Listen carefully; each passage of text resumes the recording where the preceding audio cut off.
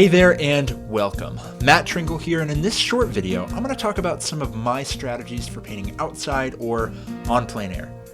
Painting outside from direct observation is extremely vital to my artistic practice and has been super beneficial to the effectiveness of my bigger studio paintings. So, let's get started.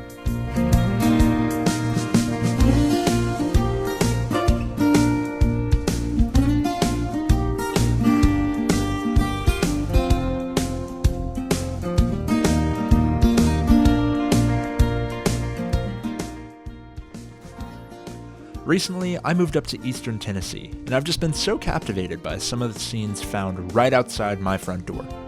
This particular scene happens to be one that I pass by every day on the way to my studio just south of Knoxville. I knew from the moment I saw it that I just needed to get out and paint it. I start by sketching in the basic structure and zones of the composition on an acrylic primed canvas panel. For this, I'm using a combination of Burnt Umber and Winsor Newton Liquid Original as my medium. Once I'm confident that everything is where it should be, I knock in the sky with ultramarine blue, titanium white, and some burnt umber to desaturate. Now, I do apologize for the glare. I wasn't aware it was happening at the time until after the clouds were already blocked in, but those clouds are a combination of titanium white, ultramarine blue, burnt umber, and quinacridone magenta with a higher content of titanium white for the highlights and burnt umber and ultramarine blue for the shadows.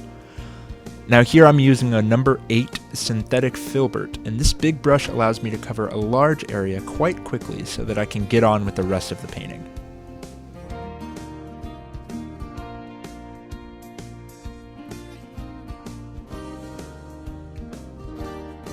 Using that same filbert, I deepen the tone with a higher content of ultramarine blue for the distant mountains. At a distance, due to the atmosphere of the scene, these mountains are going to appear more blue. As they get closer to the foreground, they get darker and a little more yellow and red come through.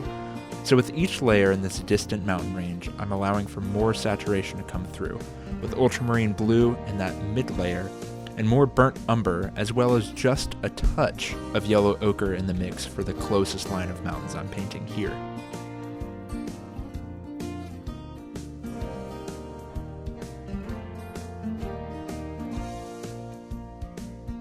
At the time, I wasn't quite sure that I was going to include this house in the distance, but on a whim, I decided to go ahead and sketch in where the little farmhouse is going to go.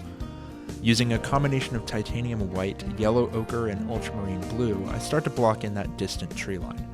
I have to be careful though, if I allow too much yellow to come through in that mix, I'm going to ruin the illusion of depth that I have in the scene. I deepen the tone with more ultramarine blue, and I also add some dead leaves and branches in there, with some white and burnt sienna. I go back and forth with my highlights and shadows to create a little bit more interest in the trees in the scene. Now once I am happy with the layout of the trees, I create a shadow at the base of that tree line by adding just a touch of phthalo green and some more burnt umber to my mix. Now phthalo green is a really punchy color, so I have to be careful not to add too much. Now it's time to go ahead and put a little bit of detail on that distant farmhouse. Here I'm using a number 0 synthetic round with some titanium white and ultramarine blue for the highlight and burnt umber for the shadow. I'm trying to keep my highlights cool and my shadows warm.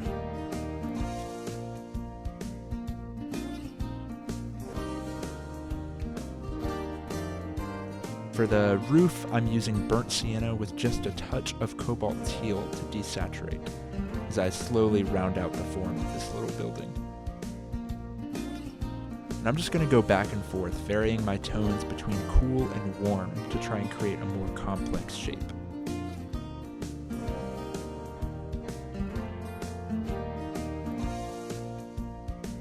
As I move forward in this scene, this big patch of grass is blocked in, using mainly yellow ochre and titanium white.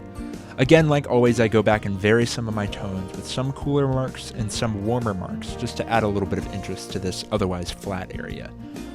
Once I'm happy with that, I block in the shadows in this tree over on the left. Here I'm using primarily burnt sienna and burnt umber with a touch of ultramarine blue. I block in my midtones next, over that with yellow ochre with a touch of cadmium yellow deep. Next I go in with a darker tone, you guessed it, ultramarine blue and burnt umber to sketch in these tree limbs before adding my highlights on the tree. Then super sparingly, I'm going to add some titanium white and cadmium yellow to the tops of the leaves here. Now I can overdo this, so I'm being careful not to add too much.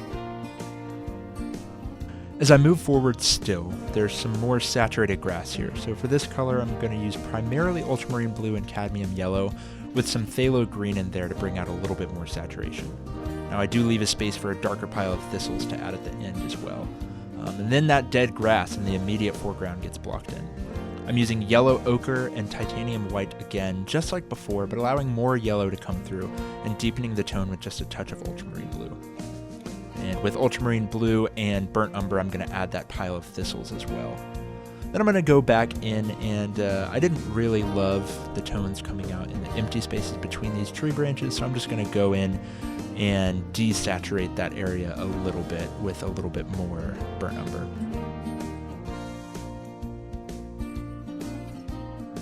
Well, I hope you've enjoyed this video, and thanks for making it this far. If you did like what you saw, go ahead and give this video a like and subscribe to my channel for more videos coming soon. As always, you can find me on Facebook or Instagram, but also make sure you are subscribed through my website, artofmatthewkent.com, for bonus content as well as discounts on prints and originals, and that link is in the description below. Thanks, and so long.